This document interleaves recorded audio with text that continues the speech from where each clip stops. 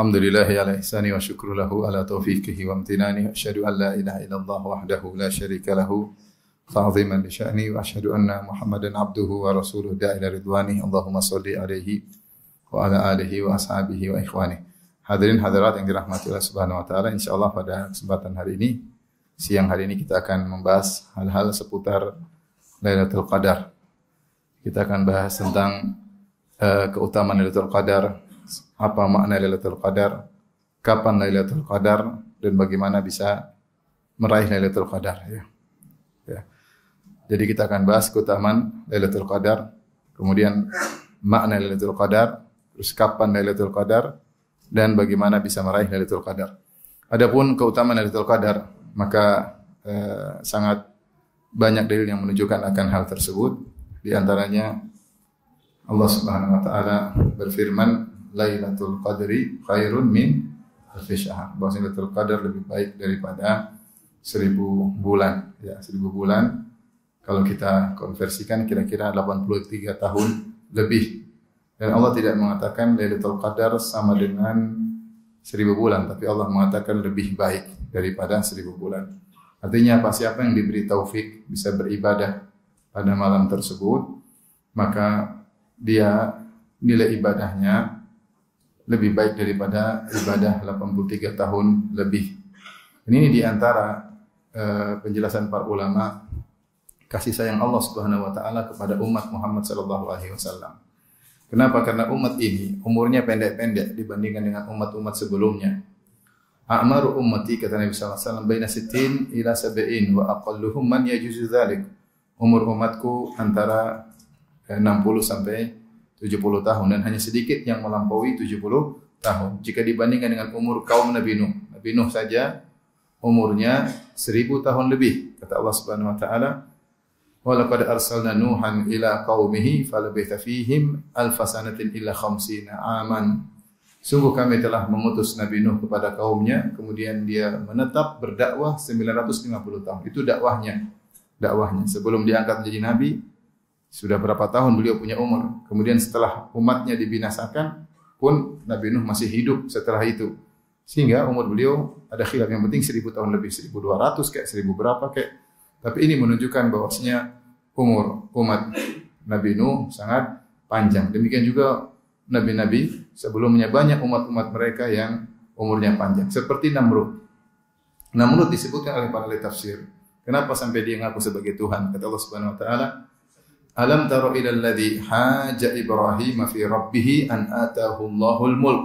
Tidakkah kau melihat bagaimana tentang orang yang mendebat Ibrahim alaihissalam, an atahu Allahul mulk, karena Allah berikan dia kekuasaan. Ada yang mengatakan dia menjadi sombong karena umurnya panjang. Dia kekuasaannya lama dan wilayah kekuasaannya luas di Babilonia.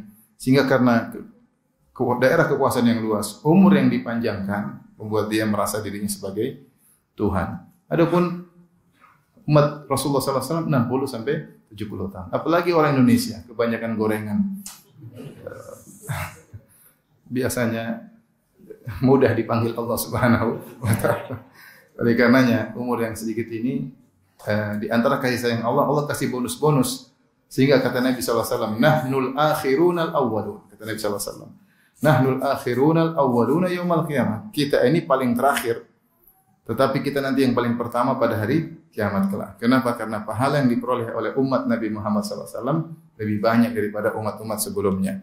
Di antara cara untuk memperoleh pahala yang banyak dengan umur yang sedikit ini adalah dengan mengoptimalkan waktu-waktu bonus dari Allah Subhanahu wa taala. Dan ada waktu-waktu bonus seperti bulan-bulan Ramadan, seperti malam Lailatul Qadar, seperti 10 hari pertama bulan Dzulhijjah. Ini adalah bonus-bonus yang Allah berikan agar kita serius. Maka bayangkan jika seorang selama 10 tahun berturut-turut berhasil diberi taufik oleh Allah untuk beribadah di malam Lailatul Qadar, maka dia telah beribadah lebih baik daripada 830 tahun. Ya, maka serius kita untuk meraih Lailatul Qadar. Ini di antara keutamaan Lailatul Qadar. Di antara keutamaan yang lainnya, menurut pendapat sebagian ahli tafsir, Allah Subhanahu wa taala berfirman, wa layalin ashar, demi malam-malam yang 10. jumhur mufassirin, mayoritas mufassirin mengatakan maksudnya adalah Lailan Ashar, maksudnya demi 10 hari pertama bulan Dzulhijjah. Terkadang orang Arab mengungkapkan hari dengan lail ya. Tetapi pendapat sebagian ulama mengatakan maksudnya adalah 10 malam terakhir bulan Ramadan. Kenapa Allah bersumpah dengan 10 malam terakhir bulan Ramadan? Karena dalam 10 malam hari terakhir tersebut ada malam Lailatul Qadar, sehingga Allah bersumpah dengan malam-malam tersebut karena di situ ada Lailatul Qadar. Di antara keutamaan Lailatul Qadar, Allah memilih malam tersebut untuk menurunkan firman-Nya. Inna anzalnahu fi Lailatul Qadar. Sungguh kami turunkan Al-Qur'an di malam Lailatul Qadar. Dalam ayat yang lain, inna anzalnahu fi lailatin mubarakatin. Sungguhnya kami turunkan Al-Qur'an di malam yang penuh berkah. Di malam yang penuh berkah. Dan untuk masalah Al-Quran, Allah selalu memilih yang terbaik. Al-Quran turun di kota Mekah. Kota Mekah adalah kota yang paling dicintai oleh Allah Subhanahu wa Ta'ala. Al-Quran turun di bulan Ramadan, maka dia adalah Sayyidus Syuhur, bulan yang terbaik di antara bulan-bulan yang ada. Al-Quran Allah turunkan kepada Nabi Muhammad SAW, jadilah Muhammad Ashraful Mursalin, Nabi yang paling terbaik. Dan Al-Quran Allah turunkan di malam Lailatul Qadar, maka Lailatul Qadar adalah malam yang terbaik. Ketika Allah turunkan Al-Quran di Lailatul Qadar, menunjukkan malam tersebut adalah malam yang terbaik. Makanya para ulama sepakat, malam yang terbaik sepanjang tahun. Sama sekali enggak dengar? Ulang dari awal lagi.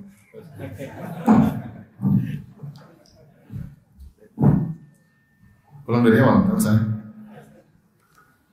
Baik, ini enggak usah. Ini enggak usah ini. Tes. Udah kenceng. Kenceng ya?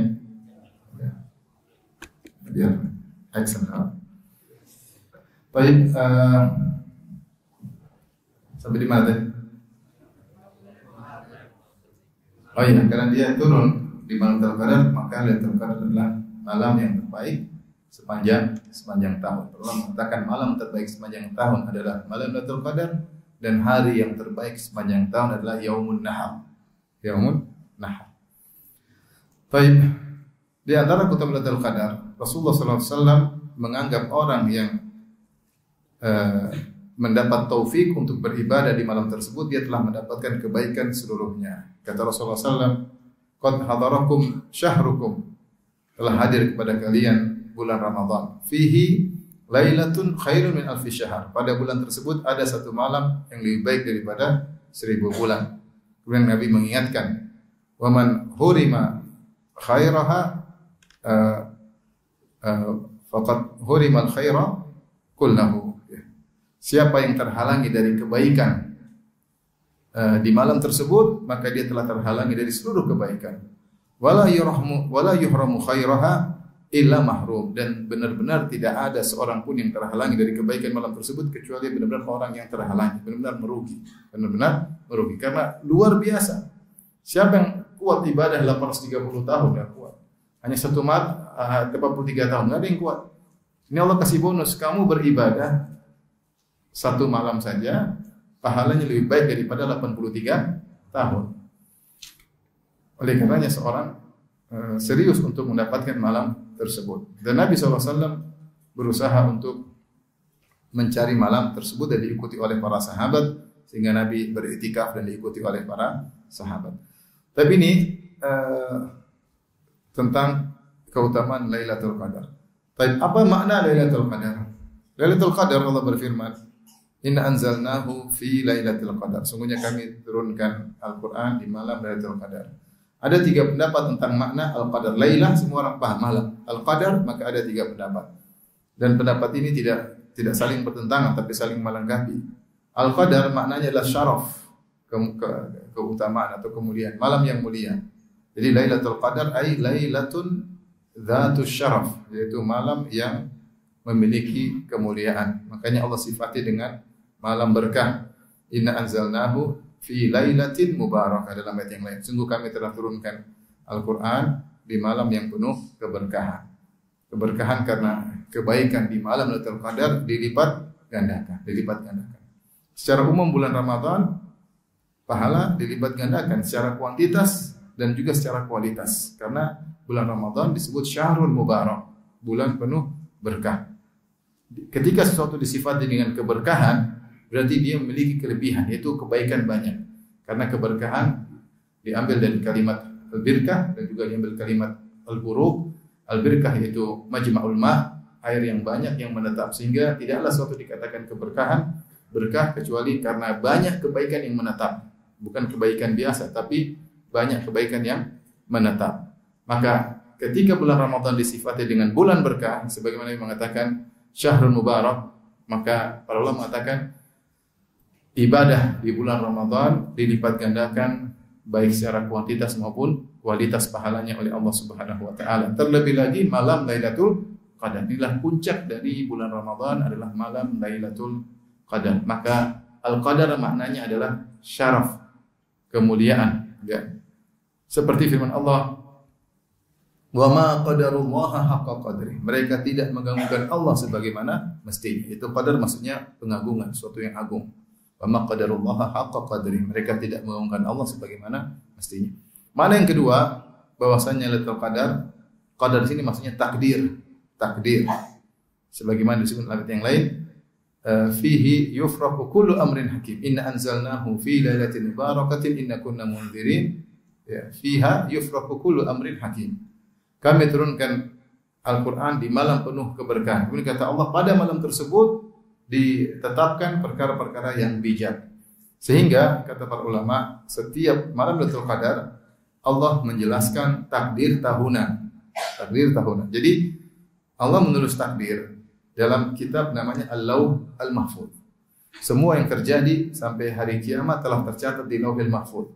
Kata Nabi SAW, awwalu ma khalaqallah al-qalam. Pertama kali Allah ciptakan pena. Lalu Allah berkata, uktub, wahai pena, tulislah.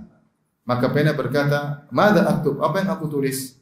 Kata Allah, uktub ma huwa kainun ila yaumil qiyamah. Tulislah apa yang terjadi sampai hari kiamat. Maka pena pun menulis dalam Lauhil Mahfuz.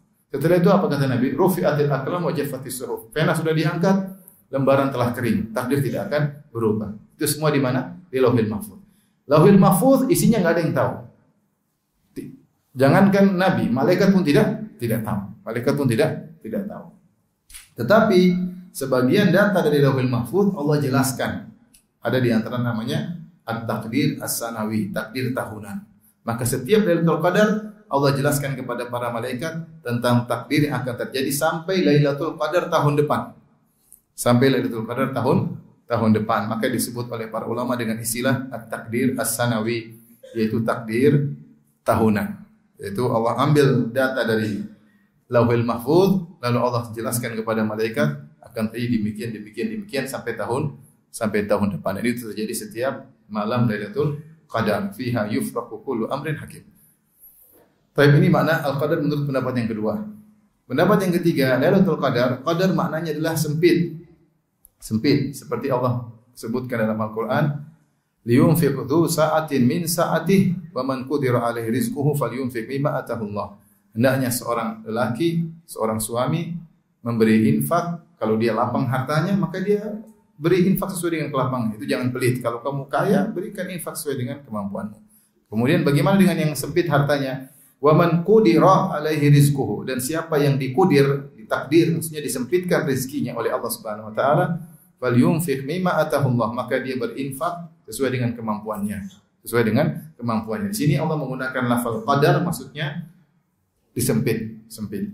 Seperti juga firman Allah Subhanahu wa taala tentang Nabi Yunus alaihissalam. Kata Allah, wa dhannuni idz dhahaba mughadiban fa dhanna an lan naqdira alaihi fanada fi dhulumati alla ilaha illa anta subhanaka inni kuntu minadh dhalimin. Kata Allah, dan Nabi Yunus, Dhannun yang ditelan oleh ikan paus, ketika dia meninggalkan umatnya, dia jengkel, umatnya tidak beriman, maka dia marah. Dia pun pergi meninggalkan umatnya, padahal Allah belum perintah dia untuk pergi. Kemudian dia tidak kurang sabar dengan umatnya, dia pergi. Dhanna allan naqdira alaih, dan dia menyangka kami tidak akan menyempitkan urusannya. Dia menyangka kami tidak akan menyempitkan urusannya. Ternyata Allah uji dia. Akhirnya dia pun ditelan oleh ikan paus. Sehingga akhirnya dia berdoa dalam perut ikan paus, la ilaha illa anta subhanaka inni kuntu minadh dhalimin. Ya Allah, tidak ada yang berhak disembah kecuali Engkau, sungguhnya aku termasuk orang-orang yang berbuat salah. Di sini Allah mengatakan wa dhanna allan naqdir alaih. Dia menyangka kami tidak akan menyempitkan urusannya. Maksud saya kalimat qadar itu bisa artinya sempit. Seperti juga dalam firman Allah Subhanahu wa taala, wa ammal insanu idza mabtalahu, ya. Wa amma idza mabtalahu faqadara alaihi rizqahu. Dan manusia jika kami uji dan kami sempitkan rezekinya. Baik, kalau begitu Lailatul Qadar apa maknanya? Hubungannya dengan kata sempit, kata para ulama, Lailatul Qadar diberi sifat dengan sifat sempit. Kenapa? Karena pada malam hari itu malaikat banyak yang turun dari langit menuju bumi sehingga bumi terasa sempit. Kata Allah, tanazzalul malaikatu warruhu fiha biizni rabbihim min kulli amr. Maka turunlah tanazzalu itu dari fi'il mudhari tatanazzalu. Tatanazzalu itu turun terus menerus. Tatanazzalu, malaikat turun. Kenapa? Ingin menghadiri keberkahan yang Allah turunkan di bumi ketika itu untuk mengucapkan salam kepada orang-orang yang sedang beribadah ketika itu.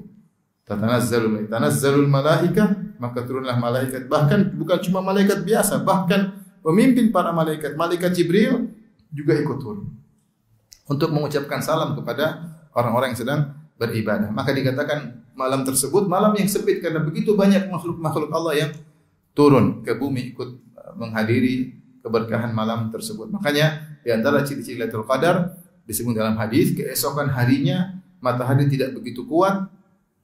Ada yang mengatakan karena sinarnya terhalangi oleh sayap-sayap para malaikat yang mulai naik ke langit kembali setelah salat subuh. Setelah salat subuh. Ini makna Lailatul Qadar. Tapi sekarang kita bahas berikutnya adalah kapan Lailatul Qadar. Kapan Lailatul Qadar? Ya. Baik. Dahulu Nabi SAW diberitahu oleh Allah kapan Lailatul Qadar. Nabi dikasih tahu. Kemudian Rasulullah SAW ingin mengabarkan Lailatul Qadar kepada para sahabat dalam hadis Ubadah bin Samit. Kemudian Nabi dibuat lupa oleh Allah Subhanahu wa taala. Kata Nabi SAW, "Inni kharajtu li ukhbirakum bi Lailatul Qadar wa innahu talaha fulanun wa fulanun farufi'at." Kata Nabi, sungguhnya aku tadi keluar ingin mengabarkan kepada kalian kapan Lailatul Qadar. Tetapi ternyata si fulan dan si fulan bertengkar. Akhirnya ilmu tentang Lailatul Qadar diangkat oleh Allah Subhanahu wa taala. Wa asa'a an yakuna khairan lakum, semoga ini lebih baik bagi kalian. Jadi Nabi sudah tahu dengan ternyata gara-gara ada yang bertengkar, maka ilmu tentang Lailatul Qadar diangkat dari Nabi sallallahu alaihi wasallam sehingga Nabi tidak tahu lagi. Dan ini bahayanya pertikaian, pertengkaran. Karena pertengkaran bisa mengangkat keberkahan. Kata Allah Subhanahu wa taala, "Wala tanaza'u fatafshalu wa tadhhabu rihukum." Jangan kalian saling berselisih. Maka akan hilang karismatik kalian, akan musuh tidak gentar lagi kepada kalian. Maka seorang berusaha sejauh mungkin menghindarkan diri dari perselisihan, termasuk perselisihan rumah tangga. Saya sering sampaikan hal ini. Jangan sering berkelahi di rumah ya. Kalau berkelahi di ring tinju, jangan di rumah. Karena orang sering berkelahi di rumah, ribut sana, ribut sini, angkat suara. Harusnya keberkahan turun, tidak jadi turun. Yang turun utang, enggak lunas-lunas. Oleh karenanya, ketika ada dua orang yang bertengkar, gara-gara mereka bertengkar, ilmu tentang Lailatul Qadar hilang. Tetapi subhanallah, Nabi menghibur para sahabat dengan berkata, "Wa asa ayyakuna khairal lakum," semoga lebih baik bagi kalian. Kenapa bisa jadi lebih baik? Karena seandainya diketahui setiap bulan Ramadan Lailatul Qadar cuma malam 27 misalnya, maka orang akan malas beribadah. Mereka hanya beribadah pada malam 27. Padahal bulan Ramadan seluruhnya berkah. Cuma yang malam Lailatul Qadar memang lebih berkah lagi. Paham? Saya ulangi, seandainya orang tahu malam Lailatul Qadar cuma malam 27 misalnya, maka orang mungkin malas-malas ibadah, nanti ajalah malam 27. Kita begadang total ya, habis-habisan begadang. Sudah mewakili Ramadan seluruhnya. Padahal tidak. Padahal bulan Ramadan dari awal sampai akhir semuanya berkah. Terutama 10 hari terakhir, dari 10 terakhir yang dari pertama sampai hari ke-10 semuanya berkah. Meskipun memang malam Lailatul Qadar lebih spesial. Dengan diangkat ilmu tersebut, maka orang akan berusaha beribadah 10 malam semuanya. Ya, karena mereka tidak tahu kapan Lailatul Qadar. Paham? Baik. Adapun para ulama membahas tentang kapan Lailatul Qadar, maka ada dua pendapat di kalangan para ulama. Pendapat pertama, dan ini minoritas ulama yang mengatakan bahwa Lailatul Qadar diketahui malam tertentu, tidak berubah-ubah setiap tahun, diketahui malam tertentu. Dan ini ada sekitar 4 pendapat. Ada yang mengatakan selalu malam 21, ada yang mengatakan selalu malam 23, ada yang mengatakan selalu malam 27, ada yang mengatakan selalu malam 29. Masing-masing punya dalil. Adapun dalil saya bacakan yang mengatakan malam 21 adalah pendapat hadis dari hadis Abu Sa'id Al-Khudri radhiyallahu anhu. Rasulullah pernah berkata, Rasulullah dikasih tahu, "Waqad uritu hadhihi lailata, tsumma unsituha." Aku telah diperlihatkan kapan malam Lailatul Qadar. Namun kemudian aku dibuat lupa oleh Allah Subhanahu wa taala. Fabtaguha fil ashril awakhir. Carilah malam Lailatul Qadar di 10 hari yang terakhir. Wabtaguha fi kulli witrin. Carilah malam tersebut di malam-malam ganjil. Itu malam 21, malam 23, malam 25, malam 27, malam 29. Wa qad ra'aituni asjudu fi ma'in wa tinin. Namun aku lihat, Allah perlihatkan ketika Lailatul Qadar aku sujud di peceng. Rasulullah kabarkan, saya tidak tahu tanggal berapa, tetapi saya diperlihatkan oleh Allah pada malam tersebut, keesokan harinya engkau akan sujud di becek. Paham? Baik. Apa kata Abu Hurairah? Maka malam tersebut tiba-tiba setelah Nabi ngomong begitu, malamnya turun hujan. Istahallatis sama'u fi tilkal lailati fa'amtarat, maka langit penuh dengan awan, kemudian turun hujan, kemudian masuklah hujan ke masjid Nabi, karena masjid Nabi masih sederhana. Atapnya cuma terbuat dari apa? Pelepah korma. Kemudian masuklah air ke dalam masjid Nabi. Lailata 21 pada malam 21. Fa basurat aini Rasulullah sallallahu alaihi wasallam. Aku pun melihat Nabi ketika salat subuh, wa nadartu ilaihi in sarafa min as-subhi. Aku melihat Nabi ketika selesai dari salat subuh, wa wajhuhu mumtali'un tinan wa ma'an. Aku lihat wajahnya penuh dengan becek.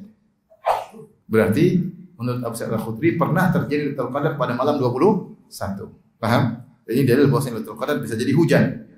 Bisa jadi apa? Hujan. Karena malam tersebut hujan dan Rasulullah bilang besoknya aku sujud di becek, dan itu terjadi malam 21. Yang berpendapat malam 23 berdasarkan hadis Abdullah bin Unais radhiyallahu anhu, bahwasanya Rasulullah SAW mengucapkan yang sama. Arani subhaha asjudu fi ma'in wa tinin. Aku dilupakan kapan Lailatul Qadar dan aku diperlihatkan oleh Allah aku sujud di tanah dan air, itu di becek. Kata Abu Sa'id Al-Khudri, kata Abdullah bin Unais, famutirna lailata 23. Maka pada malam 23 hujan. Fa shalla bina Rasulullah sallallahu alaihi wasallam fansarafa. Rasulullah SAW Rasulullah SAW pergi dari selesai salatnya, wa inna atharal ma'i wat tin ala jabhatihi. Dan sungguhnya bekas becek di dahi Nabi sallallahu alaihi wasallam dan di hidung Nabi sallallahu alaihi wasallam. Nabi sujud dengan dahi dan hidung. Jadi becek di sini sampai di sini. Wa kana Abdullah bin Unais yaqul 23. Abdullah bin Unais mengatakan yaitu malam 23. Ini dalil bahwasanya Lailatul Qadar ada yang berpendapat setiap malam 23. Tapi ada pendapat yang lain seperti Ubay bin Ka'ab. Ubay bin Ka'ab di antara sahabat yang berpendapat Lailatul Qadar tidak pernah berubah, yaitu malam 27. Bahkan dia bersumpah seakan-akan dia pernah menghadiri Lailatul Qadar malam 27 bersama Nabi. Sehingga beliau mengatakan malam Lailatul Qadar malam ke-27. Tidak pernah berubah. Tidak pernah berubah. Kemudian ada juga yang berpendapat bahwa Lailatul Qadar malam 29. Kenapa Rasulullah SAW pernah bersabda, iltamisu lailatul qadri fi akhir lailah. Carilah Lailatul Qadar di malam terakhir. Malam terakhir berarti malam ganjil yang terakhir, malam keberapa? 9. Jadi minoritas ulama berpendapat bahwa Lailatul Qadar tidak pernah berubah sepanjang tahun. Ada yang mengatakan selalu malam 21, ada yang mengatakan selalu malam 23, ada yang mengatakan selalu malam 27 di antara Ubay bin Ka'ab radhiyallahu anhu, dan ada yang mengatakan selalu malam 29 berdasarkan hadis carilah Lailatul Qadar di malam yang terakhir. Ini pendapat pertama. Pendapat kedua, ini mayoritas ulama berpendapat bahwa Lailatul Qadar berpindah-pindah dari setahun ke tahun yang lainnya. Mereka berdalil dengan dalil yang sama, cuma mereka punya cara pandang yang berbeda. Mereka mengatakan Lailatul Qadar pernah terjadi malam 21 sebagaimana hadis Abu Sa'id Al-Khudri. Mereka berkata Lailatul Qadar di zaman Nabi pernah terjadi pada malam 23. Sebagian pada hadis Abdullah bin Unais radhiyallahu anhu. Mereka berkata malam Lailatul Qadar pernah terjadi malam 27 sebagaimana hadis Ubay bin Ka'ab radhiyallahu anhu, dan mereka berkata Lailatul Qadar juga pernah terjadi malam 29 sebagaimana Nabi pernah menyuruh mencari Lailatul Qadar di malam terakhir bulan Ramadan yang ganjil. Dari situ kata mereka Lailatul Qadar berpindah-pindah dari setahun ke tahun berikutnya. Bisa jadi malam ini malam 21 tahun ini, tahun depan bisa jadi malam 29, tahun depannya lagi bisa jadi malam 25. Jika perkaranya demikian, maka mau tidak mau kita harus totalitas setiap malam ganjil. Paham? Jika perkara demikian, mau tidak mau kita harus totalitas setiap malam ganjil. Malam 21, malam 23, malam 25, malam 27, malam 29. Siapa yang selalu beribadah dengan totalitas di malam-malam ganjil 10 hari terakhir, bisa dipastikan dia telah beribadah dengan totalitas di malam Lailatul Qadar. Sampai ada yang ditanya, ada seorang sahabat ditanya, seorang salaf, saya lupa sahabat atau salaf. Bagaimana saya dapat Lailatul Qadar? Kata dia, sudah, sepanjang tahun kau sholat malam pasti dapat Lailatul Qadar. Jangan Ramadan saja. Setiap sepanjang tahun kau sholat malam pasti di antara malam-malam tersebut ada Lailatul Qadar. Tapi gampangannya kalau seorang ibadah setiap malam dari 10 malam terakhir Ramadan dengan ibadah yang maksimal, bisa dipastikan dia dapat Lailatul Qadar. Baik. Jadi pendapat yang lebih kuat bahwa Lailatul Qadar tidak dibatasi pada malam tertentu, tapi bisa jadi dia berpindah-pindah sebagaimana zahir dari yang terjadi di zaman Nabi Shallallahu Alaihi Wasallam. Sekarang bagaimana cara kita mendapat Lailatul Qadar? Ibadah-ibadah apa saja yang bisa kita lakukan agar bisa mendapatkan Lailatul Qadar? Rasulullah mengatakan iltamisuha, carilah. Rasulullah dalam riwayat yang mengatakan taharrau Lailatul Qadar, itu carilah, sama. Iltamisu taharrau, yaitu carilah. Seriuslah mencari malam tersebut. Dan ini adalah kesempatan bagi kita untuk dapat pahala sebanyak-banyaknya di malam tersebut. Baik, tentunya secara logika sederhana, Lailatul Qadar akan dialami oleh seluruh manusia. Malam tersebut dialami seluruh manusia. Sebagaimana bulan Ramadan adalah bulan yang dialami oleh seluruh manusia di negeri Islam, negeri kafir, negeri mana saja. Cuma yang dikatakan yang bisa beruntung adalah yang mencari keberkahan di bulan tersebut. Kalau seorang dapat bulan Ramadan tapi dia tidak beribadah, maka celaka bagi dia, malah celaka baginya. Sebagaimana sabda Nabi SAW, Ragima anf, man adraka Ramadan fansalakha falam yukfar lahu. Merugi dan merugi seorang yang mendapati bulan Ramadan sebulan penuh, lantas Ramadan pergi dan dia tidak diampuni. Artinya ada kesempatan beramal namun dia cuekin dan dia tidak diampuni, berarti dia hamba yang celaka. Sama Lailatul Qadar melewati siapa saja, semua Lailatul Qadar. Ya. Tapi belum tentu semua orang di malam tersebut bisa mengambil keberkahan. Sama, betapa banyak orang yang tinggal di tanah suci Mekah dan Madinah. Ini keberkahan tempat, tanah suci Mekah dan Madinah. Tapi tidak semuanya kemudian otomatis menjadi suci, menjadi mulia dengan tinggal di tempat tersebut. Makanya dikatakan al-ardul muqaddasatu la tuqaddisu sukkanaha. Sungguhnya bumi yang suci, tanah yang suci tidak otomatis menjadikan penghuninya suci. Bukankah di Madinah ketika di zaman Nabi SAW ditinggali orang-orang munafik? Ada orang munafik tinggal di Madinah? Ada. Wa min ahlil Madinah, kata Allah, di antara munafik ada penghuni kota Madinah orang-orang munafik. Bukankah di Madinah dulu ditinggali oleh orang-orang Yahudi, Bani Qainuqa, Bani Nadir dan Bani Quraidah? Iya. Apakah semua yang tinggal di kota Madinah kemudian otomatis menjadi hamba yang suci, yang mulia? Jawabannya tidak. Justru semakin mereka bermaksiat di kota Madinah, dosanya lebih berat. Orang tinggal di kota Mekah, diberi kesempatan Allah tinggal di kota Mekah, ternyata dia bermaksiat di kota Mekah, dosanya lebih berat daripada bermaksiat di Jakarta, Depok dan Bogor, Jabodetabek. Maka demikian pula bulan Ramadan, bulan yang mulia, tapi bermaksiat di bulan Ramadan tidak seperti bulan yang lain. Hanya orang yang beruntung yang bisa mengambil keberkahan di bulan Ramadan dengan beribadah di bulan tersebut. Lailatul Qadar akan dialami oleh seluruh manusia. Tapi siapakah yang mendapatkannya? Yang mencarinya. Mencarinya maksudnya apa? Beribadah di malam apa? Tersebut. beribadah di malam tersebut dengan ibadah yang optimal. Tentunya kita akan menyebutkan ibadah-ibadah yang mungkin dilakukan agar kita mendapat taufik ketika di 10 hari terakhir. Di antara ibadah yang sangat dianjurkan adalah i'tikaf. I'tikaf, tapi bukan syarat dapat Lailatul Qadar harus i'tikaf, tapi kita bilang inilah kondisi yang prima, yang terbaik seorang mencari Lailatul Qadar dengan i'tikaf. Sebagaimana dilakukan oleh Nabi dan para sahabatnya. Nabi i'tikaf bahkan pernah sebulan.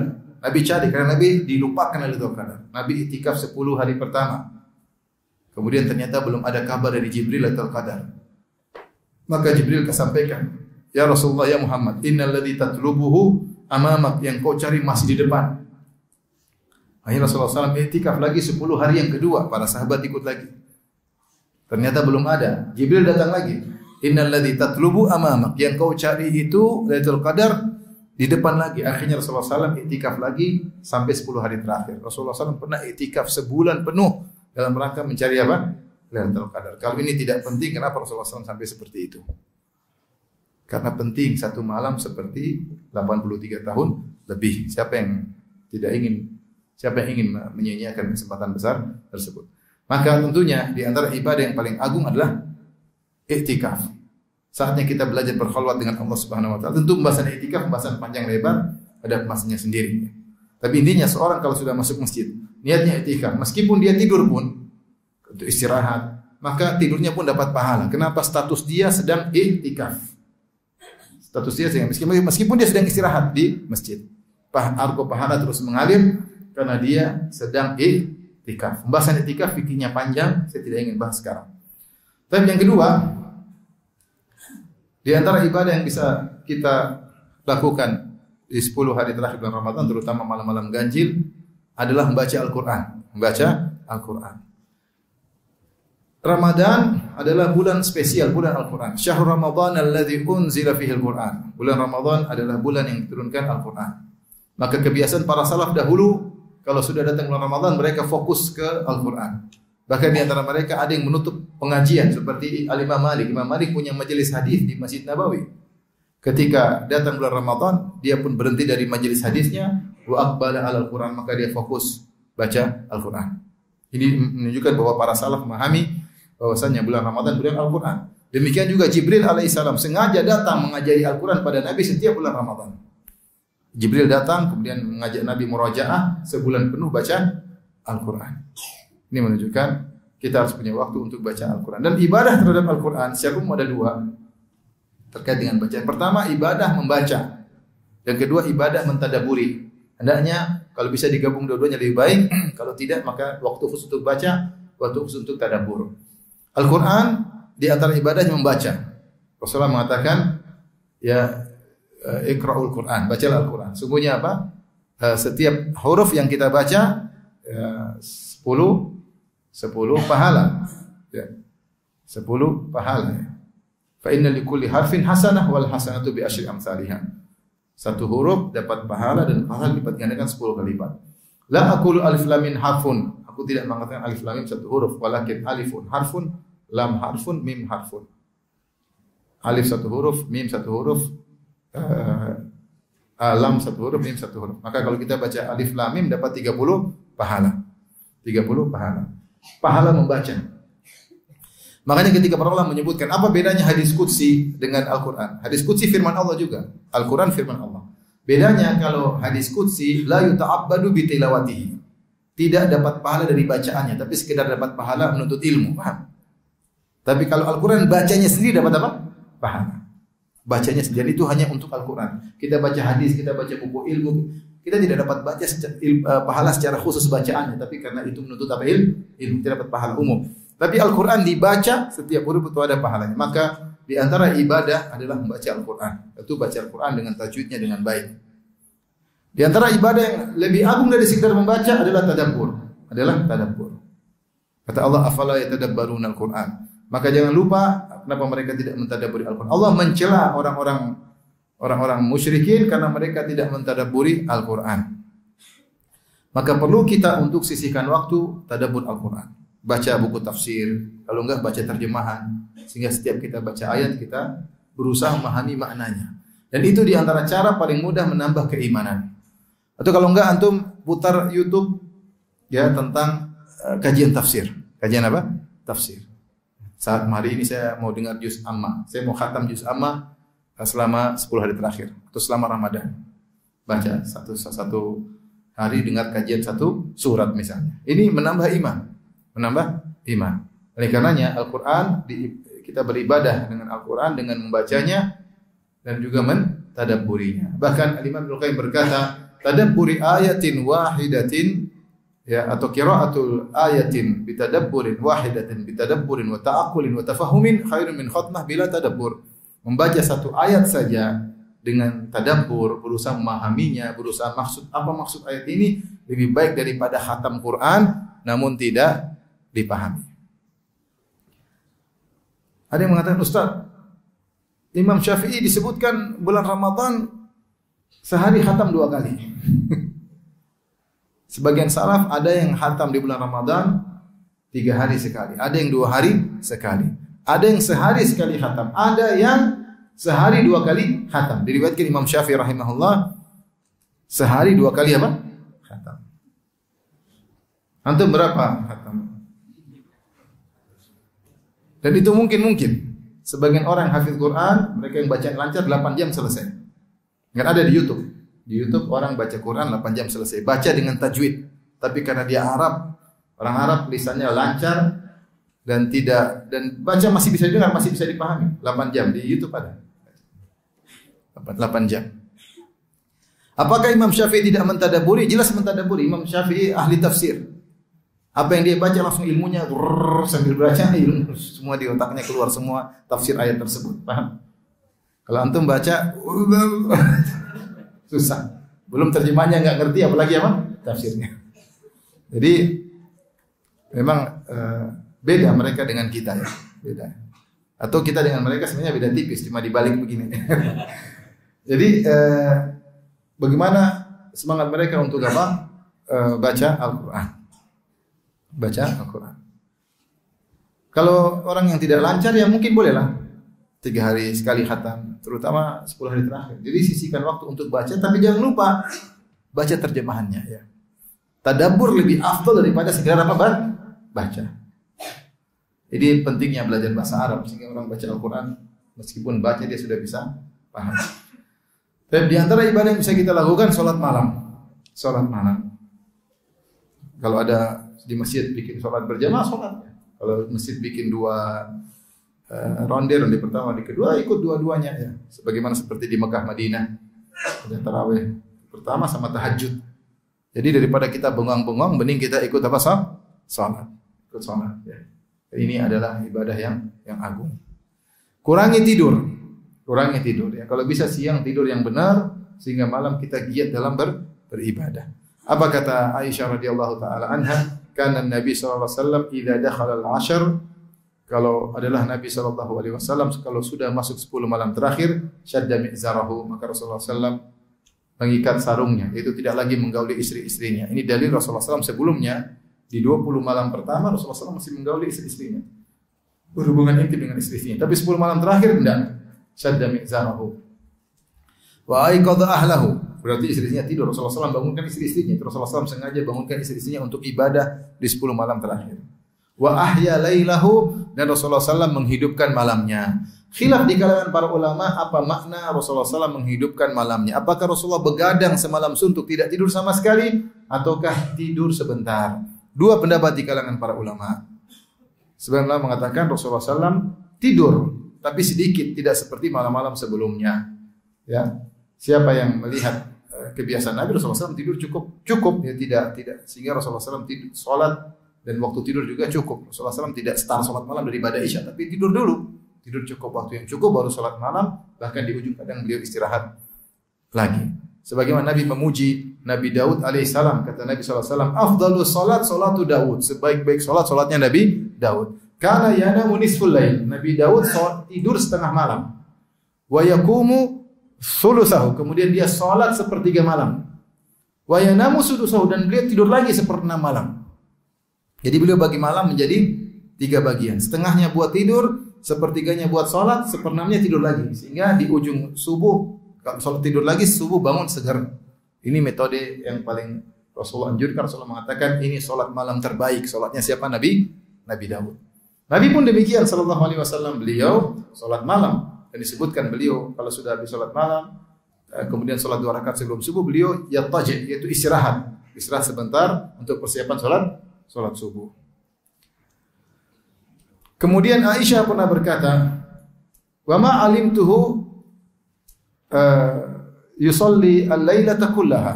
Aku tidak yusalli al-lailata ila sabah hatta sabah. Aku tidak pernah tahu Nabi salat malam sampai subuh. Enggak pernah, saya enggak pernah tahu. Maksudnya Rasulullah SAW tidur, kata Aisyah radhiyallahu anha. Enggak pernah Rasulullah SAW salat sampai subuh, enggak pernah. Kemudian juga ketika ada seorang datang kepada Nabi, kemudian ingin semangat beribadah, dia berkata, "Inilah usolli wala anam." Dia mengatakan, "Ya Rasulullah, aku akan salat dan tidak tidur." Maka Rasulullah tegur. Kata Rasulullah SAW, "Fa inni atqakum li rabbi wa akhsyakum." Aku adalah orang yang paling bertakwa dan paling takut kepada Allah. Fa inni usolli wa anam. Saya salat dan saya tidur. Secara umum Rasulullah SAW salat dan tidur. Maka pendapat pertama mengatakan, maksudnya Rasulullah menghidupkan malamnya, yaitu Rasulullah SAW mayoritas malam Rasulullah SAW tidak tidur. Rasulullah tidur hanya sedikit. Ini pendapat pertama. Pendapat kedua di antaranya sempat dipilih oleh Syekh Utsaimin rahimahullah, Rasulullah SAW begadang. Adapun hadis-hadis yang tadi disebutkan oleh kita semua tadi itu secara umum. Khusus 10 malam terakhir Rasulullah SAW begadang. Rasulullah SAW begadang. Intinya ada 2 pendapat di kalangan para ulama. Maksud saya, kalau harus tidur tidak apa-apa, tapi jangan lama-lama. Jangan tidur 4 jam. Nanti tidur di Lailatul Qadar. Tidurnya lebih baik daripada tidur selama 1000 bulan. Sayang, enggak, saya bercanda. Tapi maksud saya, tidur boleh, kan istirahat. Yang penting kita melakukan ibadah yang diridhoi oleh Allah Subhanahu wa taala. Ingat, kualitas ibadah serahkan kepada Allah. Antum intinya mengisi malam tersebut dengan ibadah yang diridhoi oleh Allah. Antum sholat capek baca Quran, ya cuma berdoa. Kalau ada yang mau baca buku ilmu tidak apa-apa, untuk menambah keimanan, berzikir. Pokoknya antum beribadah dengan ibadah yang diridhoi oleh Allah Subhanahu wa taala. Di antaranya ibadah yang paling disukai oleh Allah adalah salat. Salat ini ibadah yang paling disukai oleh Allah Subhanahu wa taala. Sampai ketika Nabi SAW Isra Mi'raj, pertama kali Allah wajibkan salat 50 waktu. Ya tidak? Kemudian Rasulullah SAW minta keringanan sampai jadi 5 waktu. Gara-gara nasihat dari Nabi Musa alaihissalam. Nabi Musa mengatakan, "Inna ummataka la tutiqu dzalik." Wahai Muhammad, umatmu tidak mampu salat sebanyak itu. Tapi menunjukkan Allah suka dengan ibadah ini sampai Allah ingin salat 50 waktu sehari semalam. Kita saja sebagian kita 5 waktu sudah keteteran, apalagi 50 waktu. 5 waktu sudah kadang kembang kempis naik turun. Apalagi 50 waktu. Tapi Allah suka dengan ibadah salat. Makanya Imam Ahmad disebutkan beliau salat 300 rakaat tiap hari. 300 rakaat setiap hari. Imam Ahmad rahimahullahu taala. Maka di antara salat yang paling dicintai oleh Allah salat malam. Ya, salat yang dicintai oleh Allah adalah salat malam. Maka kalau masjid misalnya bikin program ada salat tahap pertama, tahap kedua, bagus, ikuti aja. Kita i'tikaf, kita salat. Sabar salat, cari pahala. Cuma 10 hari kemudian selesai. Ya, cuma 10 hari kemudian apa? Selesai, bersusah-susah. Enggak ada masalah. Jadi antara ibadah yang paling dicintai oleh Allah adalah salat. Maka kalaupun kita tidur jangan lama-lama. Jangan lama-lama. Pasang waker ya. Pasang waker.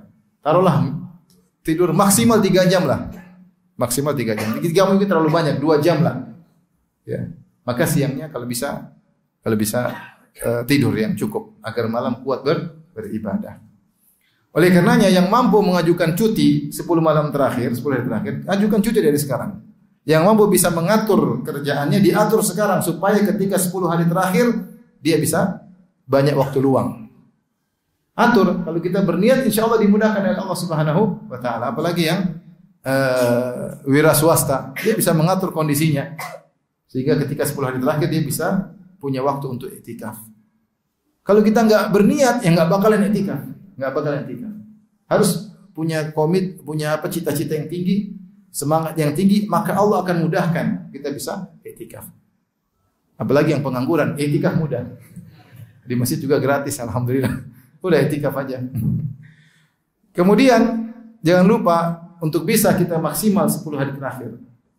Kalau punya uang tentunya. Siapkan beli makanan, beli keperluan lebaran sebelum masuk 10 hari terakhir. Dan ini subhanallah waktu saya di Madinah, khotib-khotib itu menyampaikan nasihat tersebut. Saya dengar. Khotib-khotib mengatakan kepada misalnya Jumat terakhir sebelum 10 terakhir, mereka ingatkan, wahai jamaah, sebentar lagi beberapa hari lagi 10 hari terakhir. Jangan lupa yang perlu beli sekarang. Beli makanan masukin di kulkas untuk keperluan apa? 10 hari. Ya. Mau beli baju lebaran beli sekarang. Jangan beli nanti pas malam 27. Beli sekarang. Itu yang punya duit. Kalau nggak punya duit ya sudah lah. Apa lagi? Kalau yang punya duit beli sekarang, masukkan ke kulkas ya. 10 hari terakhir tanggal berapa? Kira-kira. Ramadan, sebentar. Kira-kira tanggal 30 Maret.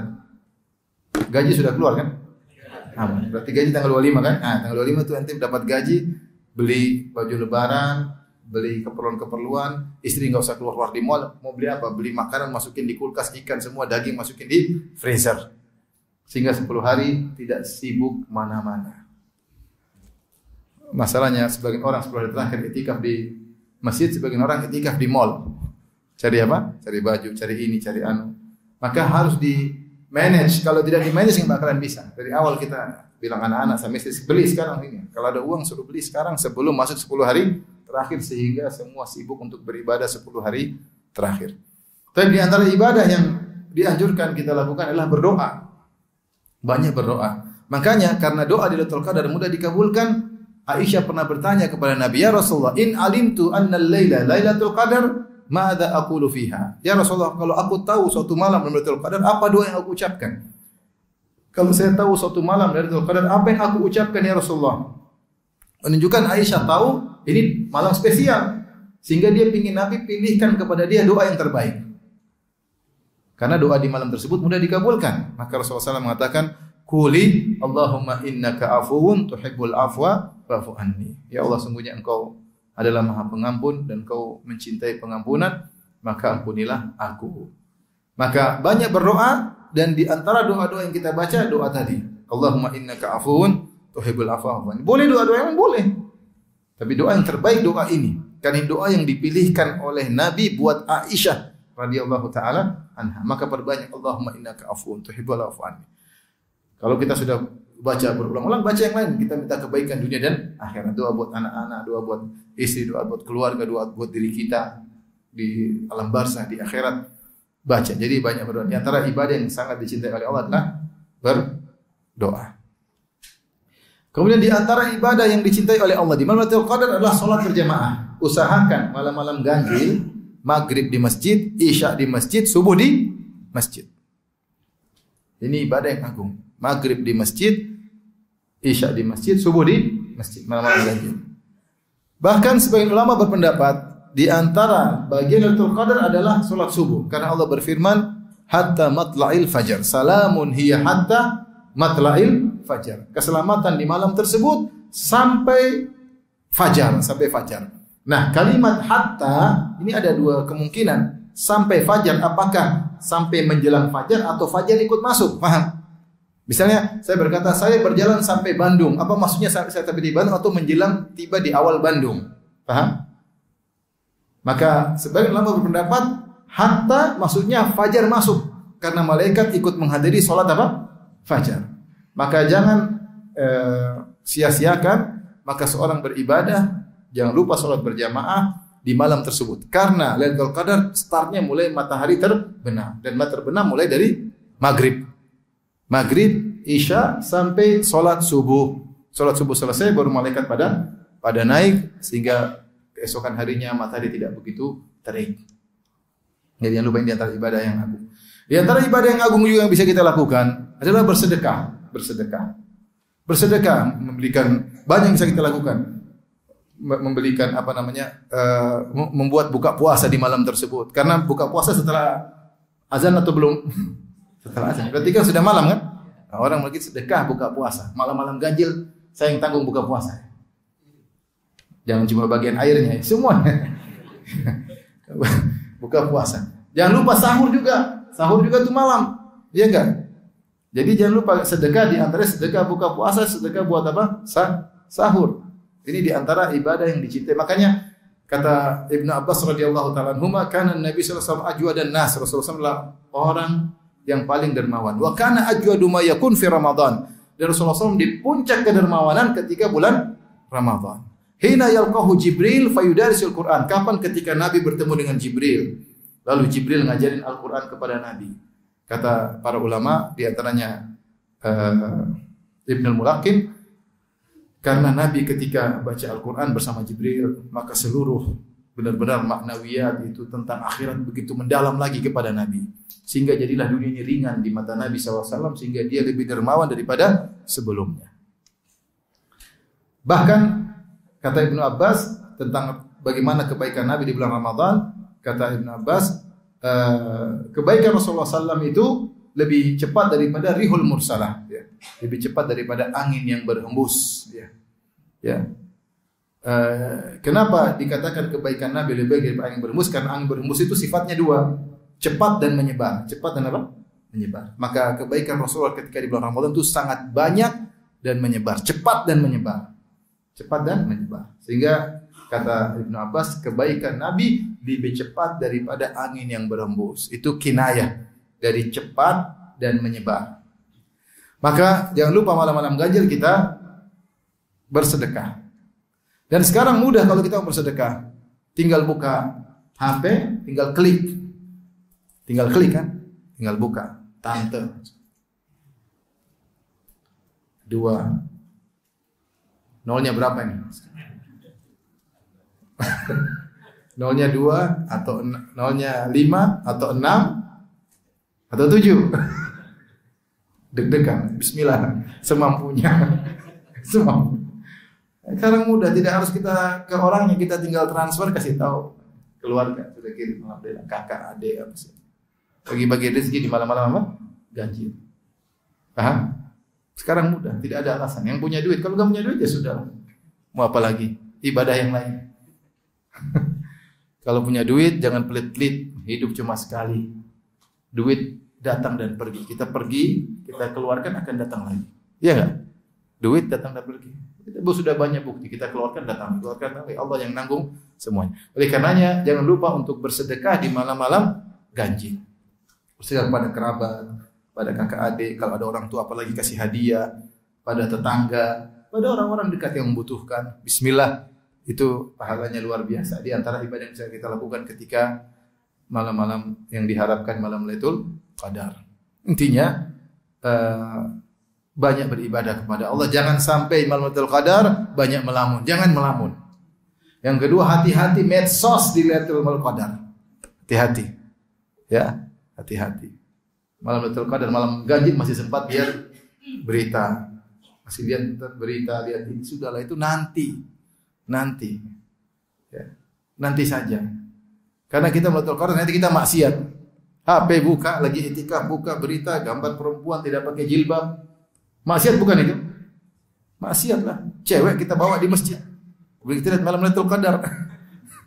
Ini cewek lebih baik daripada 1000 bulan. Jangan. Medsos sudah kurangi. Nanti aja habis lebaran baru medsos lagi. Sekarang jangan lihat medsos. Kapan lagi kita mau fokus kepada Allah Subhanahu wa taala? Dan hakikat i'tikaf kata Ibnu Rajab, qatul alaik anil khalaik wa ittisalu li khidmatil khaliq. Memutuskan segala relasi dengan makhluk dan connecting dengan Allah. Itu hakikat dari i'tikaf. Maka berusaha di malam-malam ganjil kita fokus kepada Allah. Jangan sibuk main HP. Udah baca Quran. Kita punya target. Saya malam ini ingin baca 3 juz. Bisa. Enggak bisa. Kalau mau. Kalau enggak mau ya memang enggak bisa. Toh kita hidup cuma sekali. Nanti kita menyesal pada hari kiamat kelak. Ada orang-orang yang mungkin kita rendahkan, ternyata dia tinggi kedudukannya di akhirat kelak. Allah berfirman dalam surat Al-Waqi'ah, "Idza waqa'atil waqi'ah, laisa liwaqatiha kadhibah, khafidatur rafi'ah." Jika terjadi hari kiamat, tidak ada yang bisa mendustakan terjadinya hari kiamat. Hari tersebut merendahkan dan meninggikan. Sebagian ahli tafsir menafsirkan khafidatur rafi'ah, hari kiamat itu merendahkan dan meninggikan, maksudnya merendahkan orang-orang yang dahulu disangka tinggi ketika di dunia. Orang sangka dia hebat, ternyata di hari kiamat rendah. Rafi'ah, ada orang-orang yang disangka rendah ketika di dunia, ternyata tinggi pada hari kiamat. Kenapa? Karena dia beribadah kepada Allah. Banyak sujud, kata Allah, wasjudu waqtarib. Sujudlah dan dekatlah, sujudlah dan dekatlah. Semakin kita banyak sujud, semakin dekat dengan Allah. Mungkin ada orang bermewah-mewah dengan kehidupannya, tapi dia jarang sujud. Orang semua hormat sama dia, tapi dia tidak dekat dengan Allah Subhanahu wa taala. Maka kesempatan kita diberi umur oleh Allah untuk bertemu 10 malam terakhir, maka kita fokus untuk beribadah kepada Allah. Demikian saja hadirin hadirat, semoga Allah mudahkan kita untuk bisa banyak beribadah di malam-malam tersebut. Dan jangan lupa, bukan cuma kita saja, motivasi anak-anak, motivasi istri, motivasi keluarga, kakak adik ingatkan ini, ayo semangat, ayo ingatkan agar kita juga dapat pahala jika mereka beribadah. Rasulullah SAW tadi sebutkan wa aiqadha ahlahu. Rasulullah SAW bangunkan istri